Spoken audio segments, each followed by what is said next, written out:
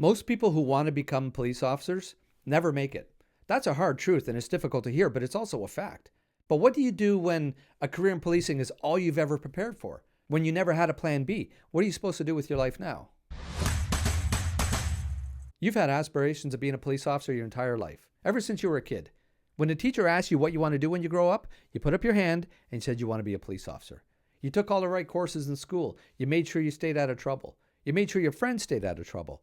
After high school, you took policing and law enforcement related courses in college. You got your security license and you became a security guard to gain some relevant experience. You volunteered, gave back to your community. You exercised, ran to stay in shape. In your mind, you were the perfect candidate. You applied, but you don't pass the interview, or you don't pass a psych evaluation, or for some reason you don't pass a background check. You don't pass for some unknown reason that may even be out of your control and it doesn't make sense to you. I hate to say this, but this scenario is a reality for thousands of people who one day dreamed of being a police officer, serving the community. And I hate to say that because it's actually sad. I want you to know that the advice I'm giving here, this isn't my personal opinion.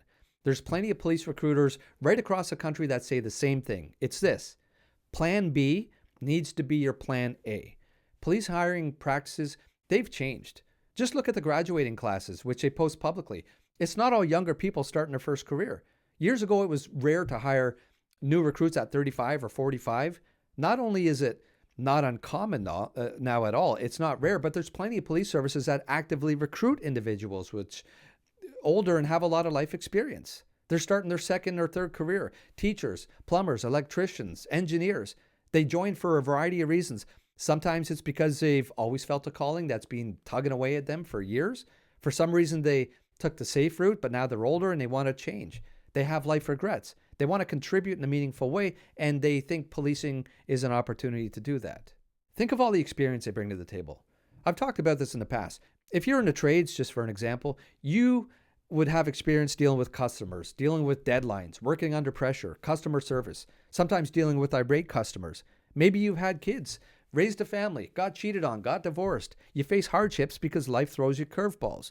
Those are the kind of things you'll be dealing with at radio calls as a police officer.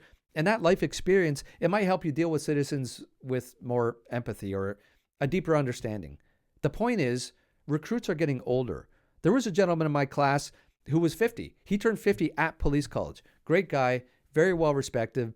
He held himself differently. You could just tell he had a quiet confidence about him. He became our drill captain. Again, very well liked, very well respected gentleman. I'm getting off topic as usual. This is about what to do when you've prepared for one thing your entire life and it doesn't work out for you. If all you've ever prepared for is policing, all your schoolwork, your work experience, your interests, then you don't make it for a reason which again could be out of your control, you're basically starting over again. Whereas if you started with plan B, things would be different. So let's say your second career choice, if you weren't going to be a police officer, you want to be a nurse. So you studied nursing after high school, nursing college, if there is such a thing, and you became a nurse. The experiences of being a nurse, the stresses of the job, dealing with patients who can be difficult, working different shifts, they're all good experiences which could help you during the process of becoming a police officer, because you're going to have to speak about challenges that you faced, how you dealt with them, how you deal with challenging people, both at work and your personal life, your personal and professional life. So how you handle conflict with coworkers. And there's conflict with coworkers in every profession, okay? I'm not even policing. I'm not picking on nurses here. I'm thankful for nurses. My stepmom was a nurse. Your plan B worked out, allows you to make a living, make money. And it's a career that you still enjoy. You could have your entire life. And if you decide to become a police officer one day to try it out, then plan B complements plan A. And if you don't make it, you still have a career which you enjoy and it provides you with a decent living. Recruiters are asked this every single day. You don't need police foundations to become a police officer. It's not a requirement. I'm a licensed carpenter. I completed a 4-year apprenticeship and I worked in the trades and dabbled in commercial real estate a bit before I became a police officer. But I also need to say this. The new recruits in my class, there was about 130 of us. The recruits that took police foundations, they had a much easier time in police college than those who didn't.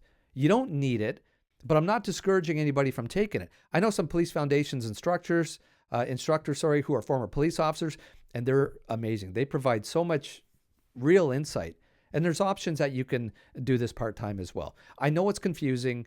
It's a decision that you're going to have to make. I've made videos in the past that post-secondary education isn't always an option for everybody. They may not have had the resources or the support. After high school, they were forced to work to care for the family. Maybe they got somebody pregnant, or they got pregnant and they needed to work to support the partner. It could be any reason. But they've always had it in the back of their minds to become a police officer. And 10 or 20 years of life experience, the good, the bad, the ugly, real life experience, that makes them the perfect candidate. You want well-balanced individuals to become police officers. Is it possible to be too focused on law enforcement, the rule of law and policing for most of your life? Well, some recruiters would say so.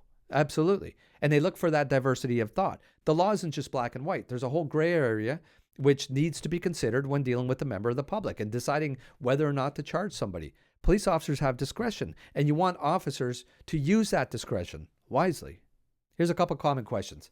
Can you become a cop if you were charged with theft in the past or if you have speeding tickets? Yes, you can. I'm not going to spend a lot of time on this, but it obviously depends on the severity of the crime and how much time has passed. So if you were caught stealing as a teenager, listen, you're young, you're pushing the limits, you made a stupid decision, we all do, and now you're in your mid-20s, you admit it was a dumb decision, you've moved on, and now you want to be a police officer, that's reasonable.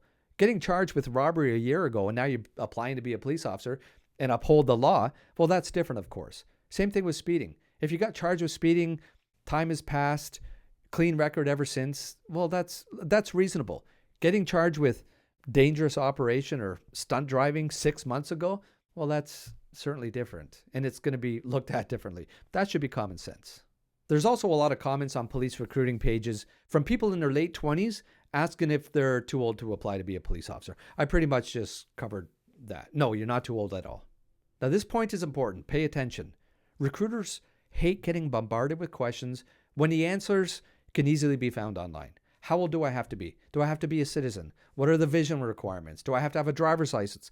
All these questions, which can be found online with the click of a button.